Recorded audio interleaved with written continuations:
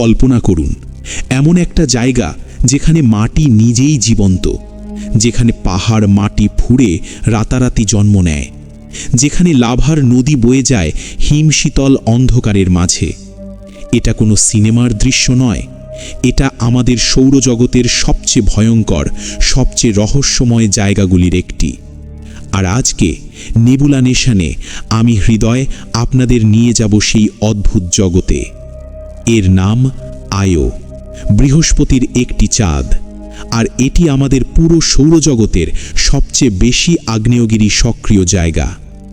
সূর্য থেকে বহু বহু দূরে, যেখানে আলো পৌঁছাতে পারে না সহজে, সেখানে বসবাস করে বৃহস্পতি গ্রহ, একটা দানব গ্রহ যার চারপাশে প্রায় 100টিরও বেশি চাঁদ ঘুরছে। কিন্তু এর মধ্যে 4টি চাঁদ সবচেয়ে বিশাল।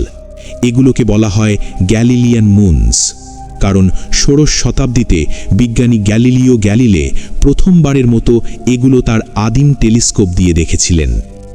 সবচেয়ে বাইরে আছে ক্যালিস্টো আর গ্যানিমিড, বরফ আর পাথরে ঢাকা দুটো মৃত জগৎ। তারপর আছে ইউরোপা, যার বরফের নিচে লুকিয়ে আছে বিশাল এক মহাসমুদ্র। বিজ্ঞানীরা মনে করেন সেখানে হয়তো এলিয়েন জীবন থাকতে পারে। আর সবচেয়ে কাছে, বৃহস্পতির মাত্র 3,50,000 কিলোমিটার দূরে আছে আয়ো। পৃথিবী থেকে আমাদের চাঁদের দূরত্বের মতোই, আকারেও প্রায় একই, কিন্তু এর ভেতরে যা ঘটছে সেটা পৃথিবীর যে কোনো জায়গার চেয়ে সম্পূর্ণ আলাদা। আয়ো হল সৌরজগতের সবচেয়ে বেশি আগ্নেয়গিরি সক্রিয় জায়গা, পৃথিবীর বাইরে একমাত্র জায়গা যেখানে আজও নিয়মিত আগ্নেয়গিরি জ্বলছে। প্রায় 400টি সক্রিয় আগ্নেয়গিরি এর পুরো পৃষ্ঠ জুড়ে ছড়িয়ে আছে। 1979 সালে নাসার ভয়েজার 1 মহাকাশযান বৃহস্পতির পাশ দিয়ে যাওয়ার সময় মাত্র 20,000 কিলোমিটার দূর থেকেও স্পষ্ট দেখা গেল 9টি আলাদা আলাদা আগ্নেয়গিরির বিস্ফোরণ। সেই ছবি দেখে বিজ্ঞানীরা হতভম্ব হয়ে গিয়েছিলেন। কিন্তু এত তাপ কোথা থেকে আসছে? সূর্য তো এত দূরে যে তার আলো বা উষ্ণতা এখানে পৌঁছায় না। আগ্নেয়গিরির বাইরের এলাকায় তাপমাত্রা নেমে যায় -130 ডিগ্রি সেলসিয়াসে। তাহলে এত আগুন আসছে কোথা থেকে? এখানেই শুরু হয় আসল ভয়ঙ্কর গল্প। আয়ো বৃহস্পতির এত কাছে যে বিশাল গ্রহটির মহাকর্ষ শক্তি প্রতি মুহূর্তে আয়োর আঁথুড়ে মাটিকে টেনে ধরছে, টানছে, ছেড়ে দিচ্ছে, আবার টানছে। আর অন্য দিক থেকে বাকি 3টি বড় চাঁদও তাদের নিজস্ব মহাকর্ষ দিয়ে আয়োকে বিপরীত দিকে টানছে। এই দুই শক্তির মাঝে পড়ে আয়োর কক্ষপথ গোলাকার নয়, ডিম্বাকার। মানে কখনো বৃহস্পতির খুব কাছে, কখনো একটু দূরে। আর প্রতি দুদিনে একবার এই চক্র ঘুরে আসে। ফলে কি হয়, আয়োর শক্ত পাথরের মাটি উপরে নিচে ওঠানামা করে 100 মিটার পর্যন্ত। পৃথিবীতে সমুদ্রে জোয়ার ভাটায় পানি মাত্র আধা মিটার ওঠে, আর এখানে কঠিন পাথর উঠছে 100 মিটার। এই পাগলাটে চাপ আর টানের ফলে আয়োর ভেতরে প্রচণ্ড তাপ তৈরি হয়, আর সেটাই জ্বালিয়ে রাখে শত শত আগ্নেয়গিরি। পৃথিবীতে আগ্নেয়গিরি মানেই উঁচু পাহাড়, লাভা আর ছাই। কিন্তু আয়োতে ব্যাপারটা সম্পূর্ণ আলাদা, কারণ আয়োতে কোনো টেকটনিক প্লেট নেই।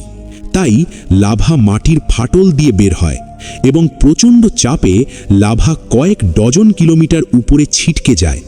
আর তার উপরে সালফার গ্যাসের মেঘ উঠে যায় কয়েকশো কিলোমিটার উচ্চতায়। এই সালফার গ্যাস সারা মুখে ছড়িয়ে পড়ে এবং আয়োর পৃষ্ঠকে দেয় অদ্ভুত সব রং। হলুদ মানে জমে যাওয়া সালফার তুষার, সাদা ও নীল মানে হিমশীতল সালফার ডাইঅক্সাইড, সবুজ এলাকা মানে বৃহস্পতির তেজস্ক্রিয় বলয়ের সাথে মিশে তৈরি সালফার মনোক্সাইড, আর লাল এলাকা, সেগুলো সদ্য বিস্ফোরিত আগ্নেয়গিরির উত্তপ্ত দাগ। বিস্ফোরণের পর মাটি দেবে যায়, তৈরি হয় বিশাল লাভার হ্রদ। সবচেয়ে বড় হ্রদটির নাম লোকি পটেরা, ব্যাস 200 কিলোমিটার। এর মাঝখানে আছে জমে যাওয়া পাথরের একটি দ্বীপ, আর চারপাশে গনগনে গলিত শিলা নিরন্তর টকবক করছে। কিন্তু এই গল্পের সবচেয়ে ভয়ঙ্কর আর রহস্যময় অধ্যায় এখনও বাকি। নাসার জুনো মহাকাশযান 2016 সালে বৃহস্পতি সিস্টেমে পৌঁছায়। 2023 সালের ডিসেম্বর আর 2024 সালের ফেব্রুয়ারিতে এটি আয়োর মাত্র 1500 কিলোমিটার কাছে চলে যায়। আর যা দেখে পাঠায় সেটা দেখে বিজ্ঞানীদের চোখ কপালে উঠে যায়। আয়োর পৃষ্ঠে ছড়িয়ে আছে বিশাল বিশাল বিচ্ছিন্ন পাহাড়। কোনো পর্বতশ্রেণী নেই, শুধু একাকী তীক্ষ্ণ চূড়া মাটি ভেদ করে সোজা উপরে উঠে গেছে।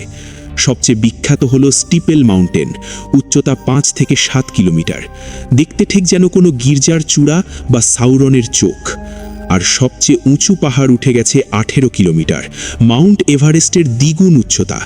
কিন্তু এগুলো তৈরি হলো কিভাবে? কোনো টেকটনিক প্লেট নেই, কোনো ধীর ভূতাত্ত্বিক প্রক্রিয়া নেই। বিজ্ঞানীরা মনে করছেন যখন কোনো জায়গায় মাটি দেবে যায় লাভার হ্রদ তৈরি করতে, তখন পাশের মাটি সেই চাপে হঠাৎ উপরে ফেটে বের হয়, ঠিক যেন মাটির নিচ থেকে কেউ ধাক্কা দিয়ে পাহাড় বের করে দিচ্ছে। মিলিয়ন বছর ধরে এই ওঠানামা চলছে, আর আয়োর মুখ প্রতিনিয়ত পরিবর্তিত হয়ে চলেছে। কিন্তু এই ছবিগুলোই হয়তো আয়োর শেষ ছবি, অন্তত কিছু সময়ের জন্য। জুনোর জ্বালানি শেষ হয়ে আসছে, আর ভবিষ্যতের মিশনগুলো আয়োকে ছেড়ে যাচ্ছে। ইউরোপীয় মহাকাশ সংস্থার জুস মিশন যাবে ইউরোপা, গ্যানিমেড আর ক্যালিস্টোর দিকে। নাসার ইউরোপা ক্লিপার যাবে ইউরোপাতে জীবনের খোঁজে। আয়ো একা পড়ে থাকবে।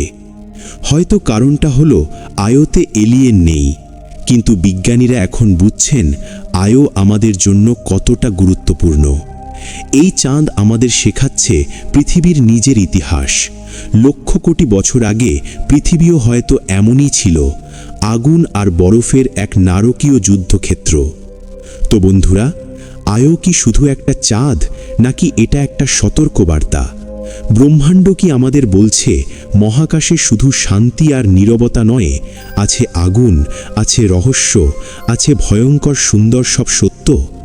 আজকের এই ভিডিও যদি আপনার মনে একটুও শিহরণ জাগিয়ে থাকে, তাহলে এখনই সাবস্ক্রাইব করুন নেবুলা নেশনে। বেল আইকন চাপুন যাতে পরবর্তী রহস্য আপনার কাছে পৌঁছায় সবার আগে।